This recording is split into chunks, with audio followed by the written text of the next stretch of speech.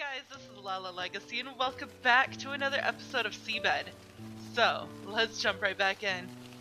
Mayuko coughed a few times. Need some water? Yes, please. Her voice was barely audible, so she added a nod to reinforce her answer. I stood up and walked into the kitchen. I picked up Mayuko's teacup from the shelf and filled it up with tap water. Once I was done, I returned to Mayuko with cup in hand. I'll lift you up. I can get up by myself. Hey, no need to be shy with me now. I slid my arm behind her back and slowly lifted her up. Here you go. I offered Mayuko the cup. She took it with both hands and began drinking in slow gulps.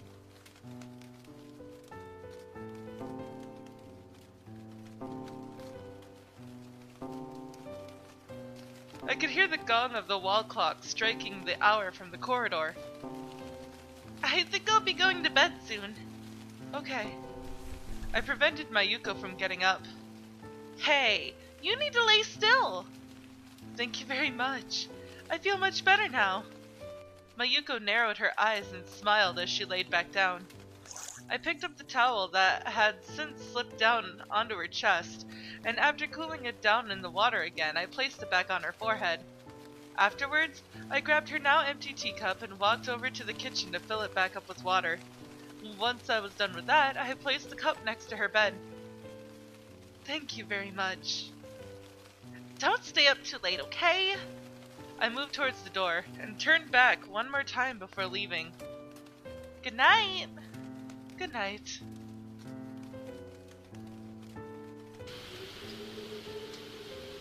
Dang! Yeah, shut that window. Returning to my room, I could see my curtains flapping in the wind. I rushed inside to close the window as soon as I could. I looked down at the floor. I felt like parts of it had become more expressed in color, but I couldn't see well in the freshly turned on and still somewhat dim light. The rain seemed to have become even stronger. Yikes. The room was suddenly enveloped in blinding light as I sat down on the bed.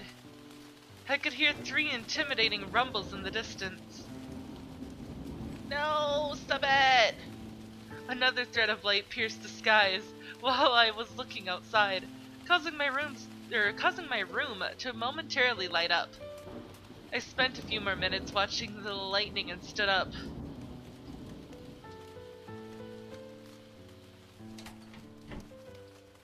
I carefully opened the door to the night duty room. Takako? Oh, so you were awake! After taking off my slippers, I stepped inside. Yes, I was just looking outside. No, stop. The room suddenly lit up again. Mayuko closed her eyes, then opened them again. Can I sleep here? You might end up catching my cold. Oh, it'll be fine, really. I got good resistance against these things. I opened up the closet, grabbed another futon, laid it down next to Mayuko, and promptly made myself comfortable on it. I noticed that Mayuko was still staring at me. You're not sleeping? It's hard to sleep with a thunderstorm still raging outside. You won't get better if you don't sleep. I know. Mayuko closed her eyes, smiling. I spent the entire day in bed, so I don't feel sleepy now. Yeah, that tends to happen when you're sick. I pulled up the sheet to cover my shoulders, still trembling from the cold. The thunderstorm appeared to have moved on to the other side of the mountain. Its booming echo could only be heard in the distance. By the way, about that notebook I gave you, are you writing entries every day? Sure. Okay then. What should we talk about? I don't think chatting will help you fall asleep. I replied after a short pause. Oh wait, whoops, that was Takako. My bad. Then you could talk and I'll listen. But then I won't be able to fall asleep. Mayuko was overcome by a brief coughing fit. I decided to give in and do as she asked. What do you want to hear? Tell me about something you wrote down into your diary. I'd rather tell you about one of my trips. You seemed curious when I mentioned I was reciting them to Sanai. I think I heard Mayuko inhale a breath, but it was too dark to confirm. That sounds nice. I'd definitely love to hear it, was what she said in the end. And story time. Yeah, story time! Oh, they're so cute. Look at that butt though. Oh. Literally something I would do.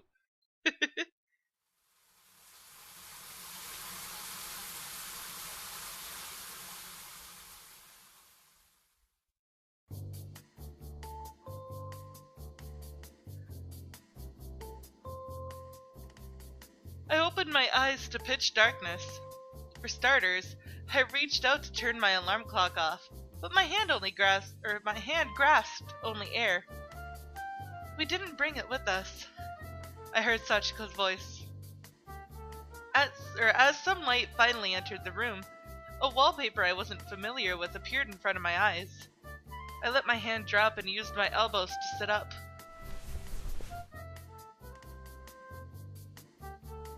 Sachiko, sitting in front of the dresser and looking at the map, gave me a glance and a warm smile. Good morning. Good morning!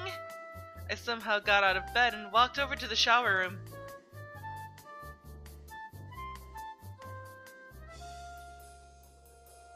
When I returned, Sachiko was already finished dressing up and combing her hair. She also seemed to have turned on the radio in the meantime.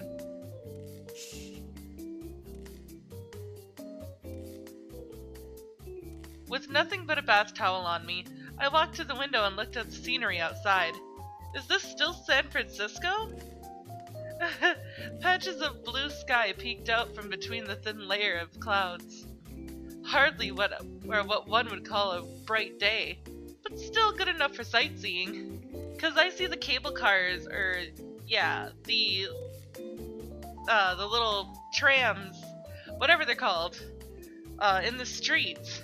And that just makes me think San Francisco. It will clear up past noon, though it might cloud over again in the evening. I wish it was clear at night instead.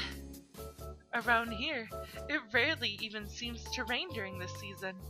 Apparently, it's fog we should rather watch out for.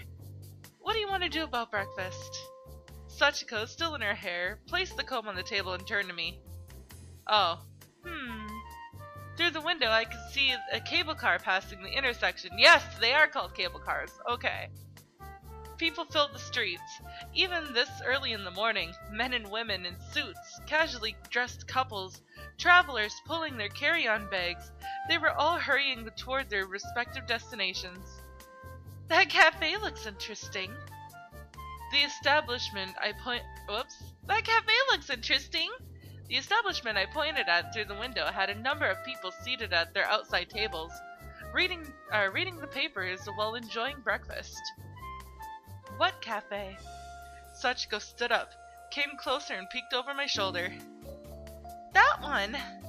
Oh, I see. It does look nice.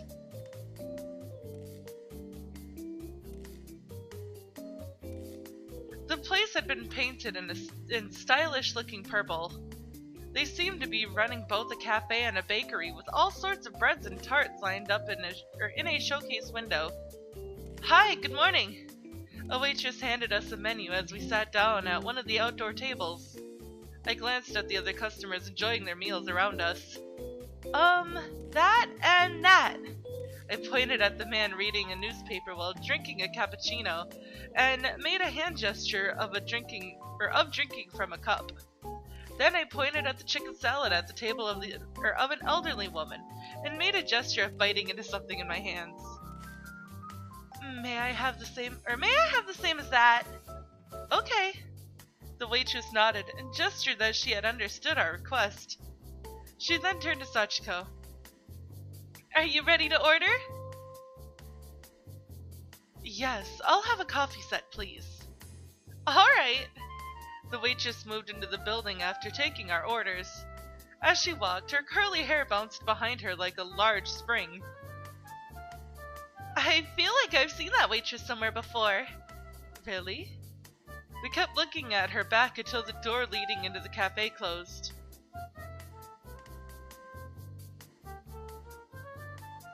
We walked shoulder to shoulder under the somewhat clearer sky. I stuffed the macaron. I never know how to pronounce that word. It's either macaron or macaroon. I think it's macaroon. I don't know. That's how I'm gonna say it. I bought at the cafe in my mouth.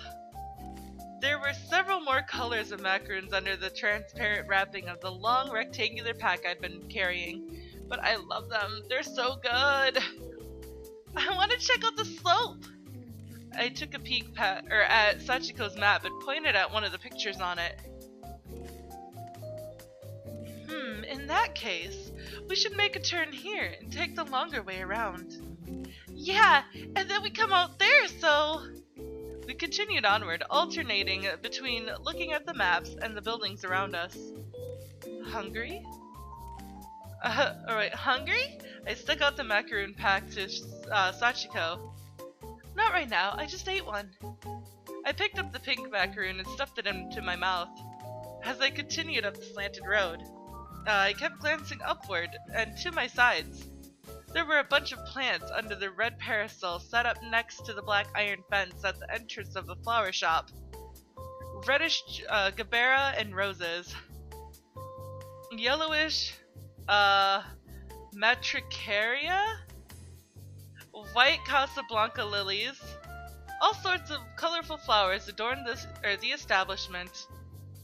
Looking at flowers helps fill you with tender feelings, doesn't it? Did they remind you of something? The melody I hummed prompted Sachiko to smile and note how she was impressed that I knew the song. You knew it too. Aww. The buildings lining the street we walked seemed to be an odd mix of general stores, cafes, and private apartments. It was hard to label it as either a residential or commercial area. I felt as though we had been exposed to the backstage of a tourist destination. Yet, even in a place like this, the buildings boasted arched windows, alongside lavish columns and buttresses? I don't know. A cable car passed right past us, and accompanied by a gust of wind. It rode up the slope and continued downward, eventually disappearing from view. After we made a turn, we found ourselves climbing up a considerably steep slope.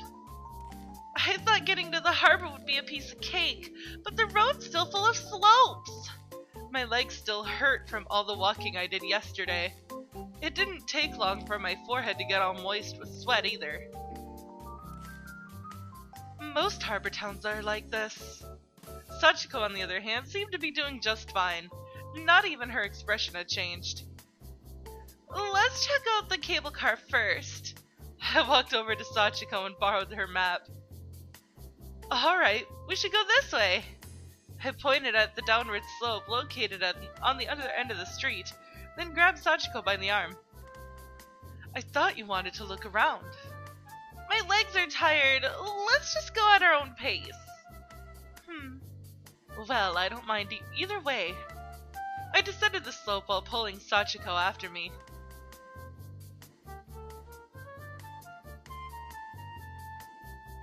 Wow! The cable car we saw earlier stopped at a lone slope surrounded by buildings on both sides. We could also make out the sea in the distance. A cool gust of wind swept by us from below, carrying the scent of waves. We spent some time gazing at the sea until a cable car suddenly popped up in the horizon. As the vehicle, nearing its stop, began to slow down, the driver hopped off, with the agility of a street performer, hurried over to the nearby lever and flipped it to make the cable car turn around. Only the rear end of the vehicle seemed to have individual seats, all isolated in small cubicles with windows. The front had no walls, only poles for standing passengers to hold onto. And instead of seats, there was a long bench, splitting the car in two in the middle, allowing passengers to sit on both ends. The cable car's exterior was colored in dark green, with the window frames kept in a natural color of wood. Its roof was reddish brown, with some outdated-looking advertisements lining its walls on the inside. Yeah, that definitely sounds like San Francisco! The driver climbed back up into the car as it finally finished turning around. That was the cue for everyone waiting at the stop to begin boarding as well. I stepped into the car first, and after turning around, pulled Sachiko inside as well. I continued to guide her to the rear end, and made her sit on one of the seats next to the window.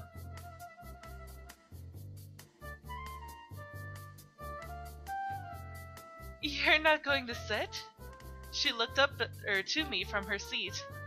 Yeah, I want to enjoy the sights from a higher vantage point. Okay then. Sachiko leaned against the backrest and let out a small sigh. Then upon realizing that I was still looking at her, she raised her face again. What? Oh, nothing!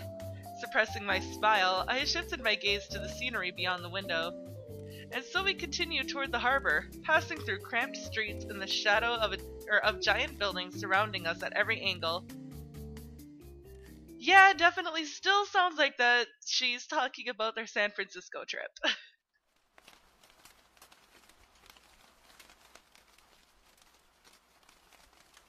I felt as though time itself had stopped in the dimly lit night duty room. I shifted my consciousness back from the memories and inhaled a light breath. I could hear rain outside. It was starting to grow louder, almost resembling our evening squalls. During times like that, I'd enjoy listening to the different sounds rain made as it fell on the leaves, the glass, or the roof. Mayuko seemed to have already fallen asleep. With no one left to listen to my story, I stopped talking, and after adjusting the height of my pillow a little, closed my eyes. Sleep claimed me soon after my vision went dark. I felt almost like I was being swallowed deep down into the earth. I could hear the wind whistle somewhere in the distance. I could have sworn I spotted tears around Mayuko's eyes, but by the time I could confirm it, my consciousness had already drifted into deep slumber.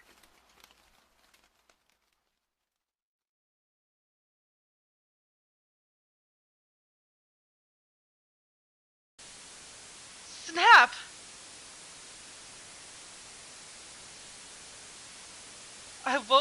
I woke up to the unnerving sound of something extremely tense and tough, like a piano string seemingly snapping in two. There was ringing in my ears. Oh gosh. I could see the contours of a traditional Japanese room in my hazy vision. Most of it had been overtaken by darkness, almost giving me the impression I was deep underwater. The ringing suddenly grew worse, and my eyes misted over. I was sure that every monster known to man was lurking within that darkness, glaring at me with hungry eyes. Cold sweat covered my forehead. I slowly rose to my feet, careful not to make a sound, and continued to the kitchen. I found a cup and turned on the tap. The moment the water hit the sink, it sounded almost like standing next to a waterfall. I hurriedly stuck out my cup to block the stream. I took a sip of the ominously sloshing liquid. My eardrums nearly exploded at the sound of water passing through my throat, making me fall to my knees in surprise. I made myself focus on the cold sensation in my stomach for relief. I leaned against the stove and embraced my knees. Closing my eyes, I remembered that special trick a friend once taught me that would always help me to fall asleep. I would imagine myself floating in the middle of an empty sea.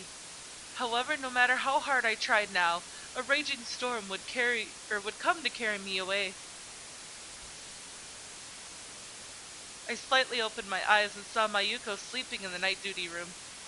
Reminding myself that I wasn't alone in the storm, I closed my eyes again.